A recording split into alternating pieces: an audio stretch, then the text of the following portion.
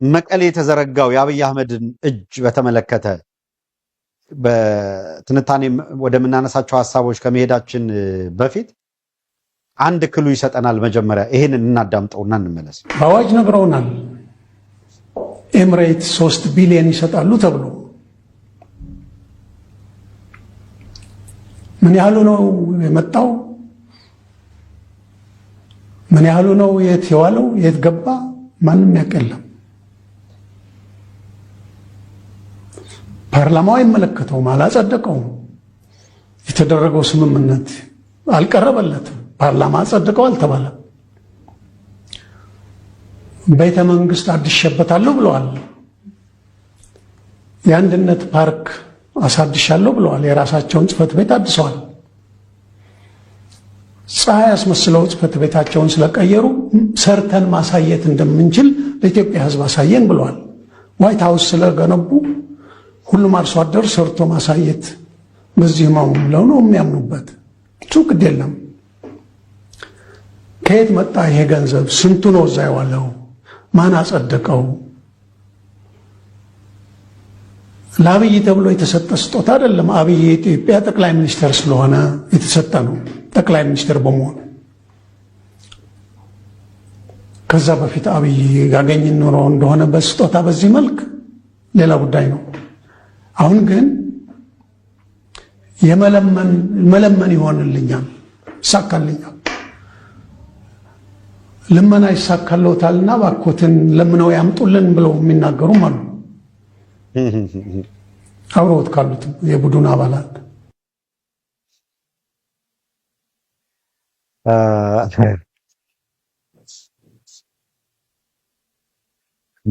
ይሄን ንግግር በምክንያት ነው ያመጣሁት። ከኤምሬት ጋር ያለ ግንኙነት በገንዘብ ሰጥቶ መቀበል የጀመረው ፐርሰናሊ ከአብይ አህመድ ጋር በነበረ ግንኙነት ነው። እንደ ሀገር ኢትዮጵያ አይደለችም ድጋፉንም ሌላውንም ስታገኝ የነበረው ነው። እውነት ነው። ፓርላማው ማያውቀውም፣ የፋይናንስ ስርዓቱ ማያውቀውም። በገፍ የመጣ ገንዘብ አለ። የኦሮሚያ ልዩ ኃይል እንዲታጠቅበት የተደረገ አለ። ዝናሽ ታያቸው ለብታራምደው ሃይማኖታዊ ፕሮጀክት የዋለ አለ። ኤምሬት ከለገሰችው ገንዘብ አብይ አህመድ ምንም ያድርግበት፣ ሀገሪቷን ግን ለኤምሬት አሳልፎ በመሸጥ ጉዳይ ላይ እንዲል አድርጓል። መሸጥ ማለት ምን ማለት ነው? መሬት ቆርሶ ይሰጣል፣ እንደዚህ ያደርጋል፣ ይሄንን ሰጣል ሰጠነ፣ እሱም በመስጠትም ወደ ኋላ የሚል አይደለም። እንደምታውቁ ግን አሁን የምታዩት ሀራ መሬት ላይ በልዩ ሁኔታ እነጌታቸው ረዳና እነ ጻድቃን የሚያሰለጥኑት መርሰነሪ ግሩፕ ተልኮ ተሰጥቶት የትም ሂዶ ሊዋጋ የሚችል አካል ይሄን ነው ያስለ ኤምሬት ለፈለገችው ዓላማ የምትልከው የሰለጠነ ያለው አይደለም። እንደምታውቁት አብይ አህመድ ወደ ስልጣን ሲመጣ መቋዲሾ የነበረው መሪ ፎርማጆ ነው። ኢሳያስ የኤርትራው፣ አብይ አህመድ ከዚህ እና ፎርማጆ ከመቋዲሾ ሆኖ ጎንደር የተገኙበትን ታስታውሳላችሁ። ያንን ጠቅላላ ሂደት የምታቀናጀው ኤምሬት ነበረች። ዓላማውም ዛሬ አብይ አህመድ በውጊያ ገባበታለሁ የሚለውን አሰብን የመውሰድ ፍላጎት አላት። ከዚያስ አሰብን መውሰድ ብቻ አይደለም፣ ከበርበራ ወደብ ጋር ያላት ፍላጎትም አለ፣ ኢንተረስት አለ፣ ኢንቨስትመንት አለ።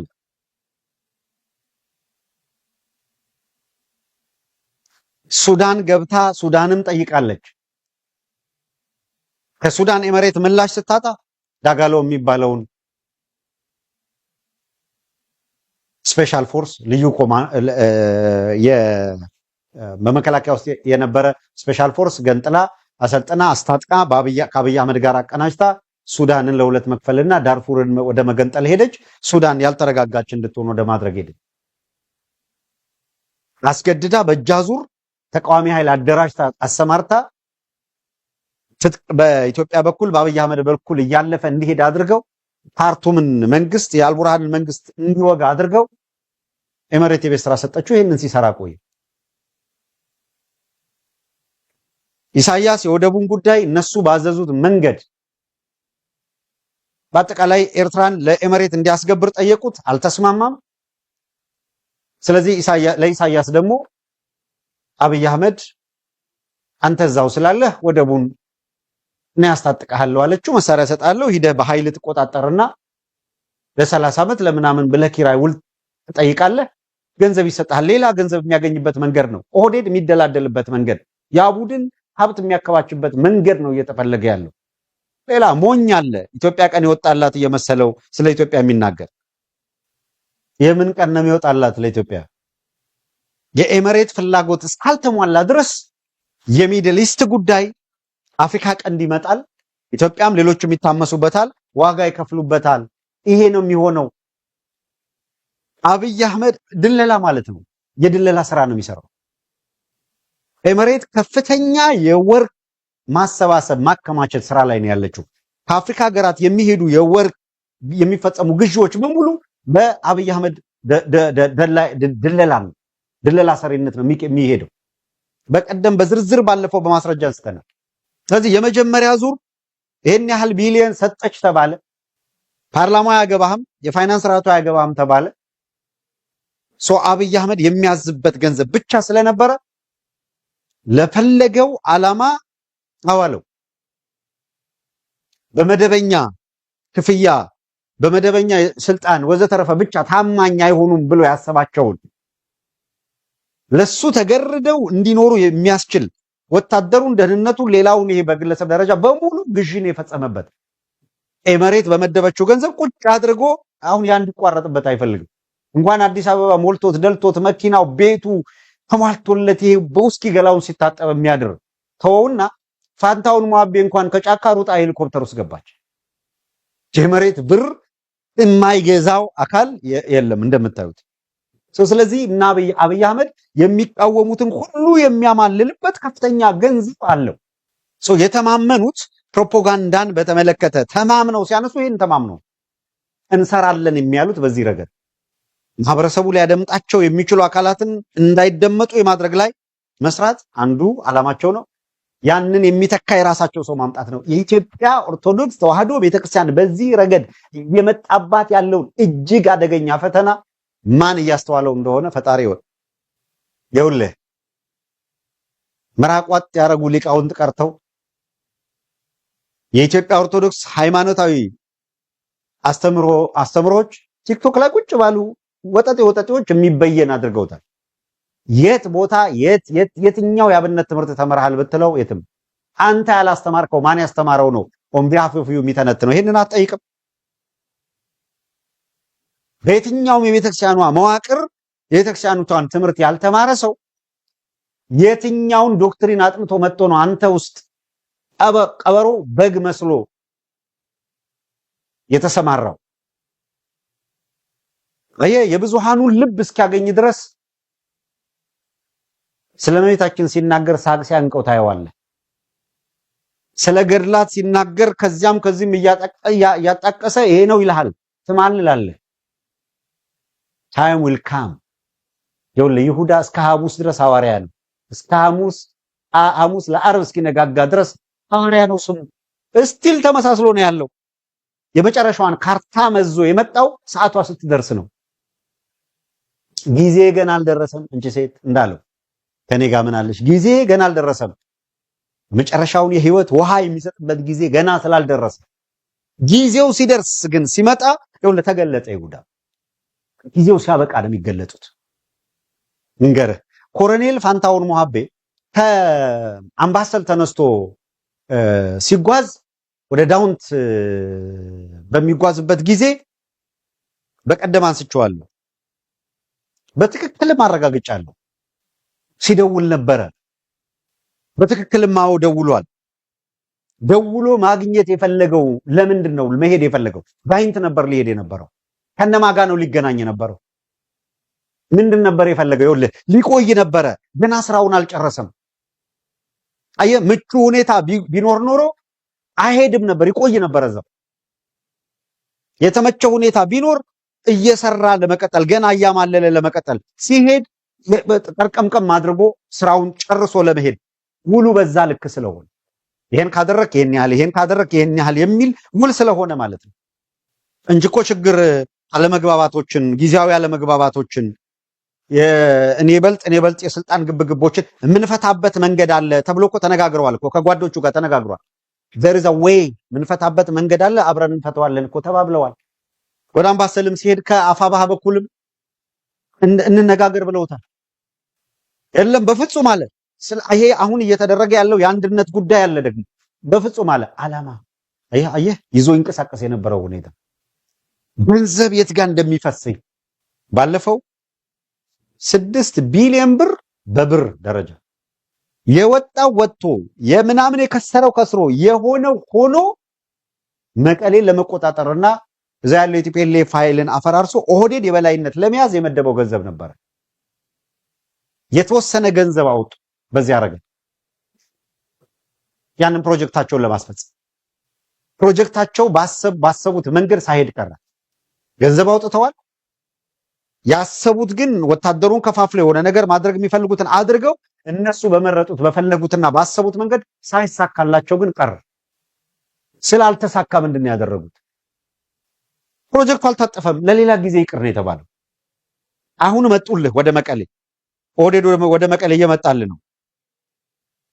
ወደ መቀሌ የመጡት ምን ይዘው ነው?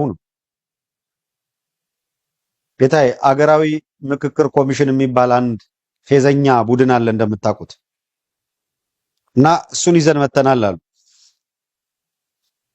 መጀመሪያ ትግራይ ላይ ነግረናቸዋል።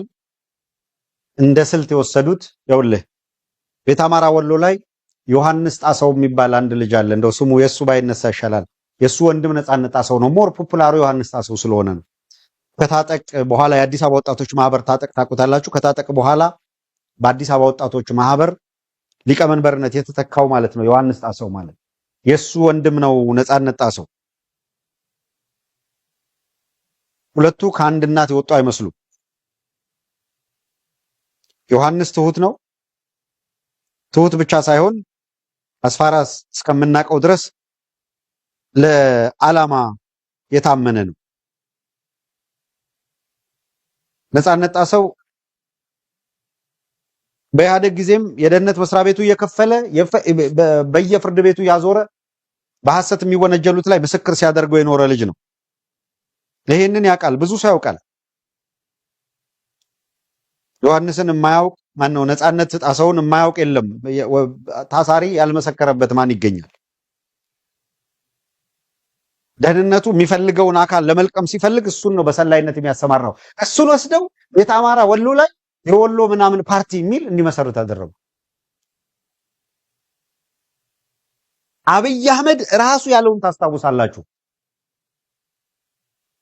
አርሶ አደር ወጥሮ ሲይዘውና የጎጃም ላይ ትግል ሲበረታበት ነገርየዋን ሳይገፋት ቀረኦ ማለት በአዴንም ጉዱ እንደሚፈላ ስላወቀ ነገሩን ፕሮጀክቷን አጓተቷት። ትተዋታል ማለት አይደለም፣ አጓተቷት እንጂ ምን አለ አብይ አህመድ? አሳዳጊዎቹ አፍጥፈው የሰሩት አካላት መተከልን ቆረጡ ከጎጃም። ይሄ ደግሞ አዊ ዞንን ለመገንጠል የክልልነት ጥያቄ ቀርቧልና እሱን የሚፈታ ኮሚቴ አቋቁም ያለው አለ። በአደባባይ ፑት እኮ ነው ያለው፣ በሚዲያ ያለው አብይ አህመድ በአደባባይ ወጥቶ አይ ቲንክ ይሄንን የምታስታውሱት ነው። ምን እንደሚሰሩ ብቻ እዩ፣ ምን እንደሚደረግ ብቻ እዩ። ያ እንደከሸፈበት በሚፈልገው ፔስ አልሄድ ሲለው ወደ ትግራይ ሲሄድ ተመሳሳይ ፕላትፎርም ነው የተጠቀመው። በነገራችን ላይ ኦሮሚያም ያንኑ ይሰራል፣ ተቃዋሚውን ለማዳከም። አንድ ጊዜ ሌንጮ ለታም ብሎታል። አብይ ስኬቱ የተሳካለት የተቃዋሚ ድርጅቶችን በሙሉ ማፍረስ ነው የተሳካለት እሱ ነው አለ። ግን ተቃዋሚ ድርጅቶችን በሙሉ በማፍረስ ስኬት አይደለም ያመጣው። ቢሆንም ባይሆንም በሰላማዊ መንገድ እንንቀሳቀሳለን የሚሉ የፖለቲካ ድርጅቶችን በጨፈለቀና በበተናቸው ቁጥር በሰላማዊ ትግል በየአደባባይ ወጥቶ ጥያቄ የሚያቀርበውም ህዝብ ባፈነውና እምቢ ባለው ቁጥር አደባባዩን ትቶ ወደየጫካው ነው የገባው። ትርፉ ይሄ ከሆነ አትርፏል። ኦፍ ኮርስ ትርፋቸው ይሄ ከሆነ አትርፈዋል። ይሄ ትርፍ ተብሎ የሚቆጠር ከሆነ ከዚያ ውጭ ግን አተረፉ ልንል የምንችልበት ነገር ምንድነው? ትርፋቸው ኦፍ ኮርስ ጦርነት አድርገው የሚፈልጉትን አውድመው አደህይተው ይሄ ፕላን ነው፣ በፕላናቸው የተጓዙ ነው። ኦፍ ኮርስ ግን ሌላው ሰው እነሱ አይደሉም።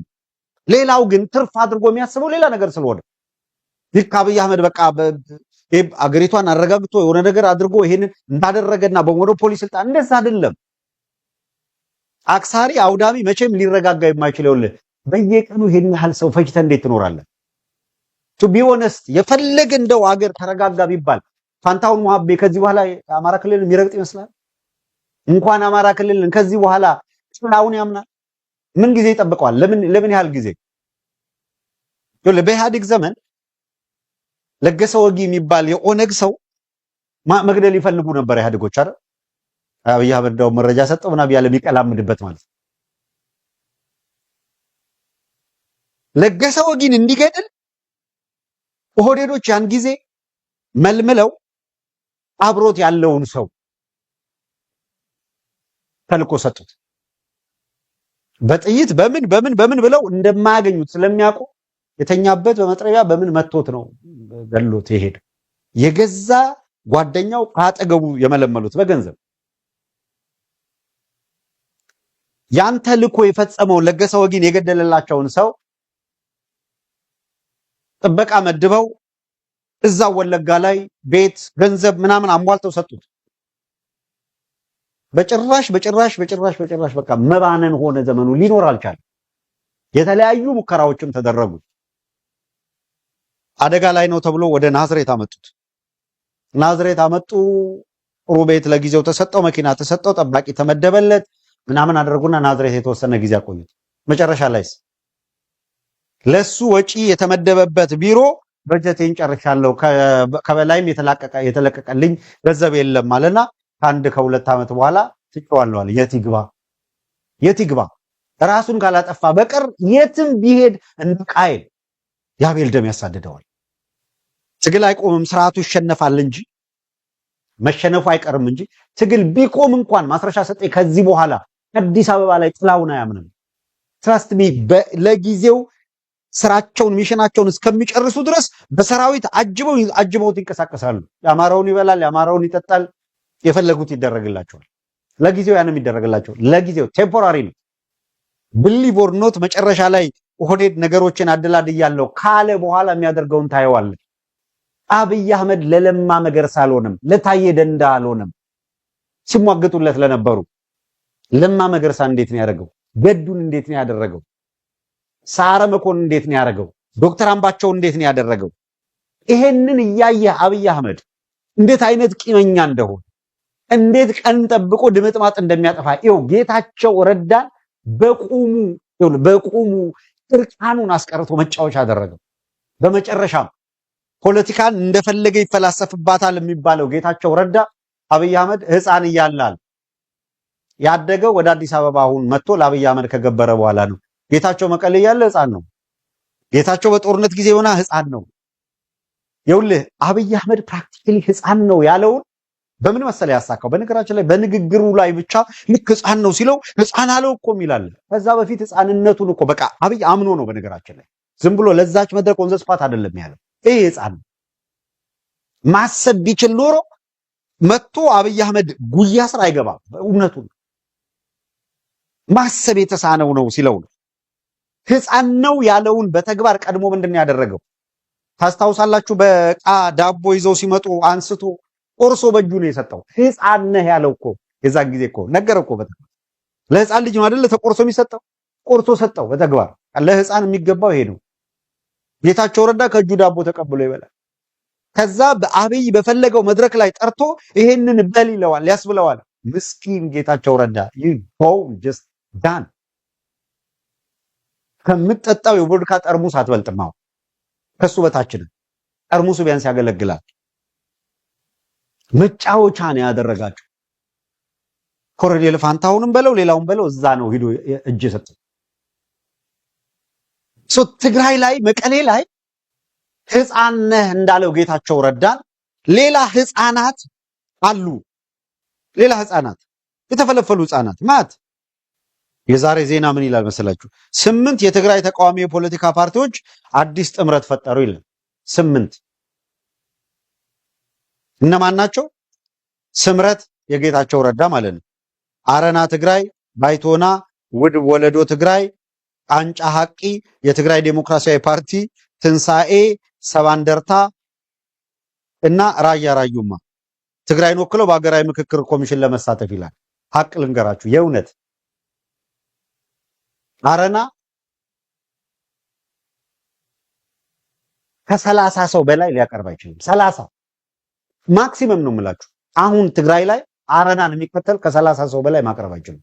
እንኳን ያኔ ድሮም ያኔ እንደው በአንጻራዊነት የተሻለ በሚባለው ጊዜ ለማስመሰል የሚያደግ በሚልበት ጊዜ እንኳን የሆነ 15 አመራር ነኝ የሚል 15 እንድትዋወቃለን።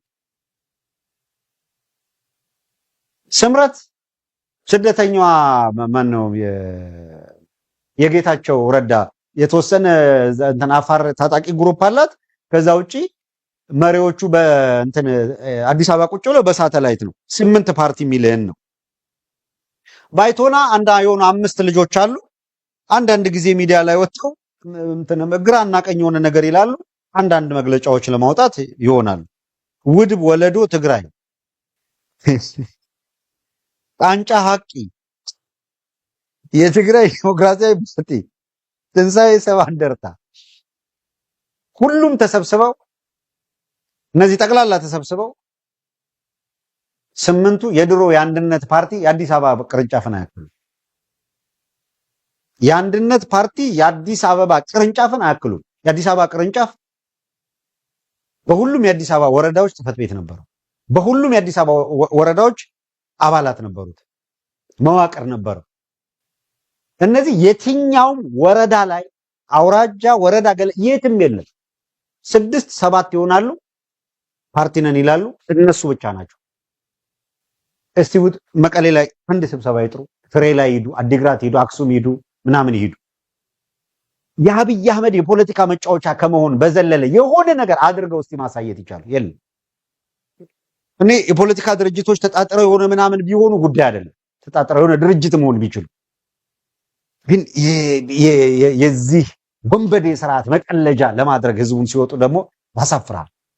አሁን አብን የሚባለው ፓርቲ ይኸውላችሁ በለጠ ሞላ፣ ጋሻው ግርሻ፣ ሌላ ማን ነው ጣሂር ምናምን ከግምጃ ቤቷ ደግሞ አለች የሱፍ ዘን አለቀ። በቃ አለቀ። 7 ናቸው። አብይ ስብሰባ አዲስ አበባ በሚያደርጉበት ጊዜ 10 ሰው ይጨምርላቸዋል። ከዛው ከአዲስ አበባ ዝም ብሎ የሆነ ሰው መልሙ ከዛ ፓርቲ ናቸው ብሎ ምርጫ ቦርድ ደግሞ እንግዲህ ብሏል። ይኸውልህ አንተ ሐቀኛ ፓርቲ ሆነ ከላይ እስከታች ወረዳ በምትፈልገው ኃይል አደራጅተህ ስትመጣ አብይን ስለምትቃወም ፓርቲ አይደለም፣ ገነጣጥሎ ያፈርሳል። በእርግጠኛነት መናገር ይቻላል። ፖለቲካን በጣም በሩቁ የሚያይ ሰው የነዚህ መጣ ፈንታ መጨረሻቸውም እንደሚሆን ይታወቅ። በመሰረቱ 8 ዛሬ ተደራጁ ተብሎ ከተወሰኑ ቀናት በኋላ 3ቱ አፈነገጡ፣ 2ቱ መግለጫ ወጡ ምናምን የሚል ደግሞ እንሰማለን። ማርክ ማይ ወርድ። ዛሬ ቀኑ ምንድነው? 14 ነው አይደለ? ጃንዋሪ 14 ቀን የተሰራ ፕሮግራም ነው በመቀሌ ጉዳይ አረሳት። ከዛ ከ2 ከ3 ቀን በኋላ የለውበትም አለውበት እንትን ፈረሰ የፈረሰ የሚል ትሰማለህ።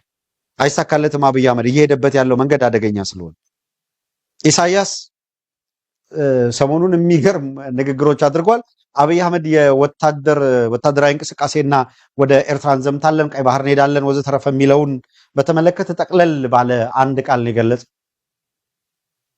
አማራ ክልል፣ ኦሮሚያ ላይ፣ ትግራይ ላይ ምናምን ያለውን መጨረሰና ነው እዚህ የሚመጣው። መቻልቃል ያም እኮ የሚያልቅበት መንገድ የለም። እሱን ሳይጨርስ እዛ እንዴት ይመጣል አለ። ይሄም ባለ በማግስቱ ንዴታቸውን የገለጹት ቅድም እንዳልኳችሁ 2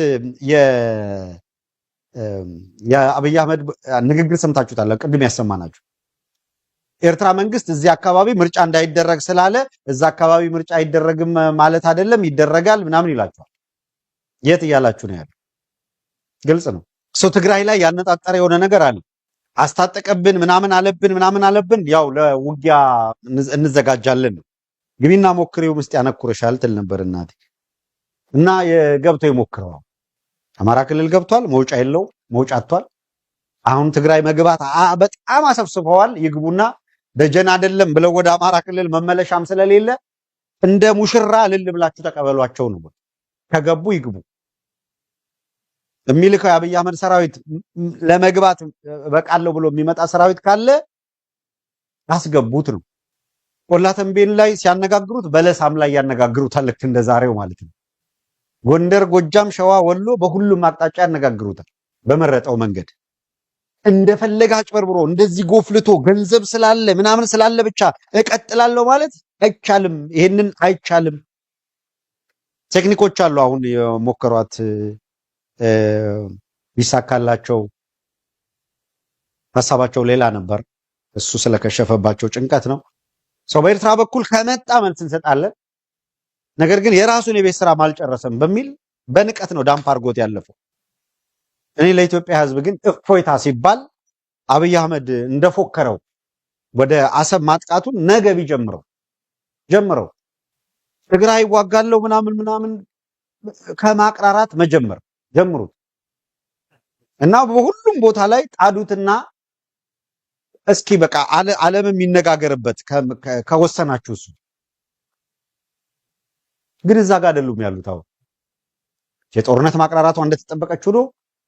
አሁን ፕሮፓጋንዳ ላይ በፕሮፓጋንዳ ምናምን አድርገው እንሸቅላለን ምናምን ይሄን እናደርጋለን እልህ እየጨመሩ በሄዱ ቁጥር እየባሰ ነው የመጣው። አሁን ማስረሻ ሰጤና ኮሎኔል ዋይዳለች ኮሎኔል ፋንታውን ይሆናሉ። እነዛ ቀደም ብለው አንድ 5 ከኮሎኔል ስር የነበሩት በቀደም ነግራቸዋለሁ። ስህተት የተሰራው እዛ ጋ ነው። መከታው እንደመጣ በትክክል በቁጥጥር ስር ያዋላቸውን በምንም ታምር አሳልፎ አለመስጠት የተሻለ ነው።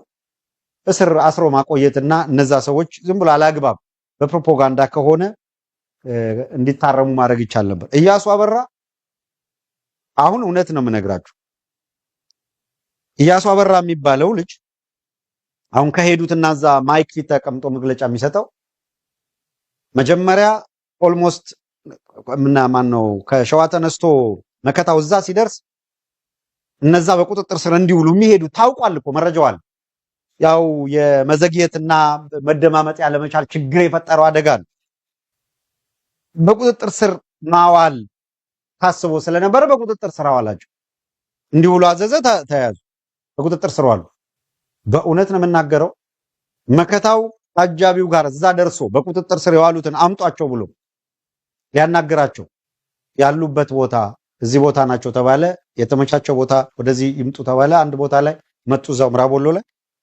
ልክ እውነት አልመሰለውም ይሄ ኢያሱ አበራ የሚባለው እና መከታው ሲደርስ ፌንት አርጎ ወደቀ።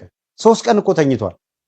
ውሃ ደፍተው ምን ብለው ከነቃም በኋላ ቀና ብሎ እንደዚህ በቃ መሄድ ሙሉ በሙሉ ኮንሸስ ለመሆን 3 ቀን ሄደ። ሰውዬ አንድ መዝሙር አለ፣ ሄደ ወደ አምላኩ የሚሉ ሄደ ወደ አምላኩ ሊዘምሩለት ነበር እኮ። የእውነት ነው የምናገረው፣ እየቀለድኩ አይደለም። ኢያሱ አበራ መከታው ሲደርስ መከታውን አይቶ ወደቀ። 3 ቀን ለመንቃት። ከዛ በኋላ ኮሎኔሉ አያችሁ ያሰበውን አስቦ ነበር። መፈታት አለባቸው፣ በፍጹም መታሰር የለባቸውም፣ ኃላፊነት ወስዳለሁ፣ አሄዱ ምናምን አለ። በሁለተኛው ቀን እነሱ ሹልክ ብለው ሄዱ፣ እሱ ወደ አምባሰል ሄደ። አሁንም ፈተናው ነው። ሲሄዱ ደግሞ እነሱን እያወገዘ እየተራገመ በቃ በጣም የተቆጨ አይነት ነገር አስመሰለ። ስቲል የቤት ስራ ሊሰራ ነው የፈለገው። አየ አምባሰል ከደረሰ በኋላ ወደ ዳውንት ደግሞ ተመልሼ ሄዳለሁ ምናምን አለ። እዛ ሲሄድ ከሌና አገኛለሁ አለ። ደውሎ ነበር፣ አበበ መልኬ ጋርም ደውሏል። ኦፍ ኮርስ በእስር ቤት ይተዋወቁ ነበረ። ከነ ጀነራል አሳምነው ጋር 9 ዓመት የታሰረ እኮ ነው። ስለዚህ ሞክሯል ለማነጋገር። በቀደም መረጃውን ከሰጧችሁ በኋላ አርበኛ አበበ መልኬን አግኝቼው ነበር። እንደዚህ አይነት የክህደት ነገር ካንደበቱ ይወጣል ብዬ ማላስብም ነው ያለው። በዛ ሰዓት አሁን ሲደውልም እንደዛ አይደለም። ቢመጣም መቼም ሌላ ነገር ፈልጎ ካልሆነ በቀር እንደ አባት አከብረዋለሁ፣ እንደ አርበኛ አከብረዋለሁ፣ አብረን ነበርን፣ ስለ ትግሉ አውቃለሁ ነው ያለኝ። እኔም ያልኩትን ነገር ግን እንደዚህ ያለ ራሱን ውርደት ውስጥና የክህደት ባለቤት ይሆናል ብዬ ግን አላሰብኩም ማለት